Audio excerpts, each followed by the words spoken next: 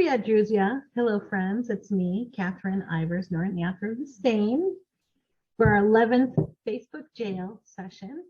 It's November 24th, 2021, the evening before Thanksgiving in the United States. And we're going to read a passage from chapter 11, which is titled Weaving Webs.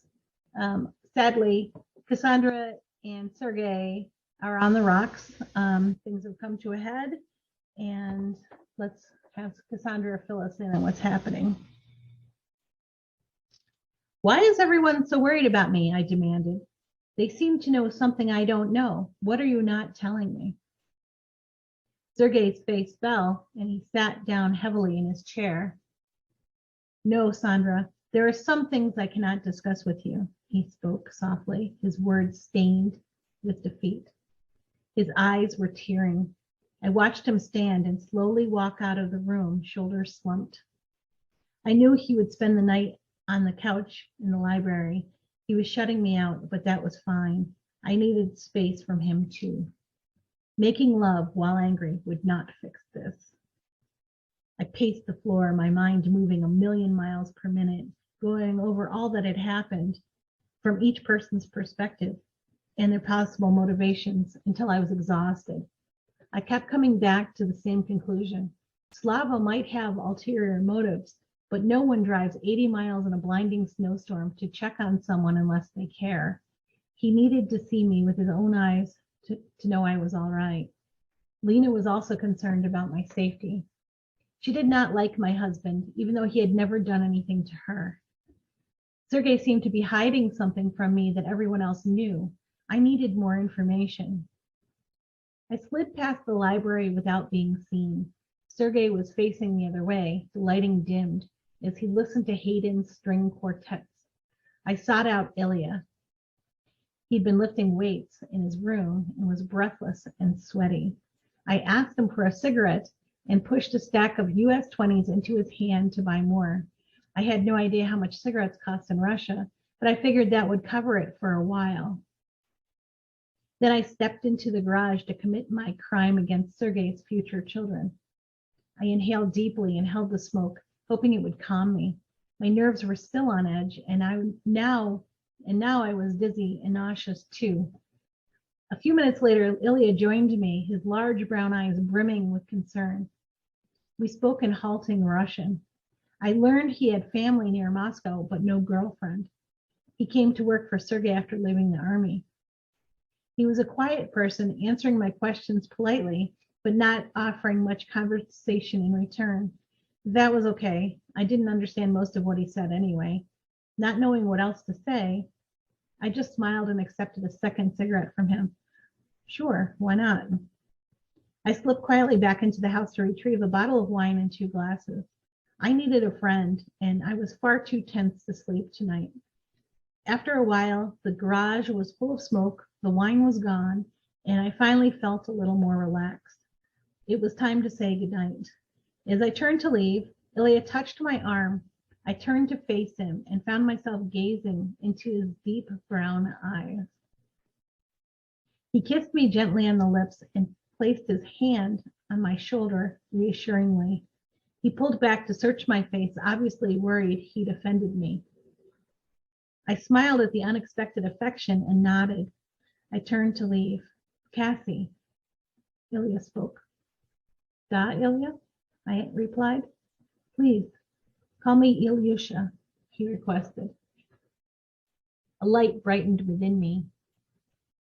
I knew what that meant, but I would need to use the affectionate name only when we were alone together.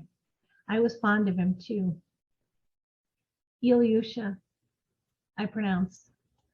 His name felt like velvet on my lips. He smiled, so I knew I got it right. Spokojnej noci, he said. Good night, I replied. I blew him a little kiss and skipped back into the house with a smile on my lips. I would dream of a sweeter kind of love that night.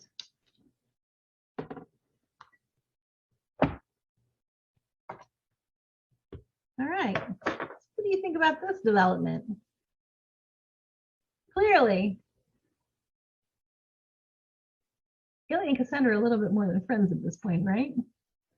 Well, we'll have to wait and see how this develops and what his intentions are. For now, I would say that Cassandra's in a very dark place with her husband, her marriage. Things are not going well. And but she's not alone. She has Ilya, who's right there in the house, a strongman bodyguard, who's showing her that he has her back and he cares. That's really important for her. And she also has Lena and Pyotr in St. Petersburg, who are also concerned about her. And of course, Slava, who is perhaps going into the zone of, being protective of her, even though he started this whole business in the first place. So she's not without resources. She's not alone. And this is not, this is a dark place, but they always say, seeds are planted in dark places and then growth happens from there. So I'm a firm believer in that. So we'll have to check in at the later chapters and see how this develops and then where the story goes. But for tonight, it is, like I said, November 24th, 2021. It is Thanksgiving Eve. And I'm thinking about the holiday. Thanksgiving in the United States is a harvest holiday. It's a big family, traditionally a family holiday where you have a big meal, the family comes together and everyone's happy and eats turkey and watches football games, American football. That's great, right? It's fabulous.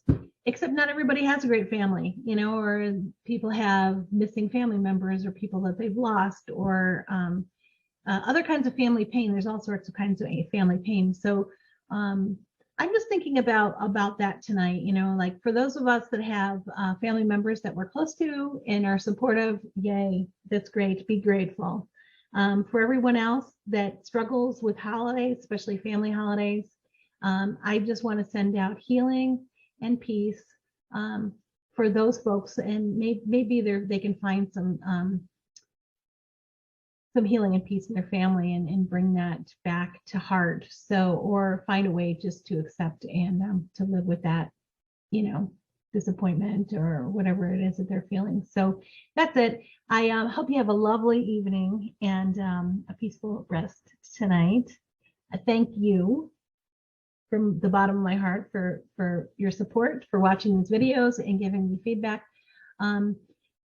This is really helping me out personally because I don't know, I feel like I've been in like kind of a shelf the last couple of years and I'm coming out, I'm speaking, and my speech is actually getting more clear from doing this. And I'm feeling that I can spontaneously talk about the story in a more productive way. And I want to be able to engage with readers and potential readers. So this is all very important to me. So I just wanted to express gratitude for you and all of your support. So that's it. Let's check back in with chapter 12 next time and see how things are going then. All right. Take care. Bye-bye.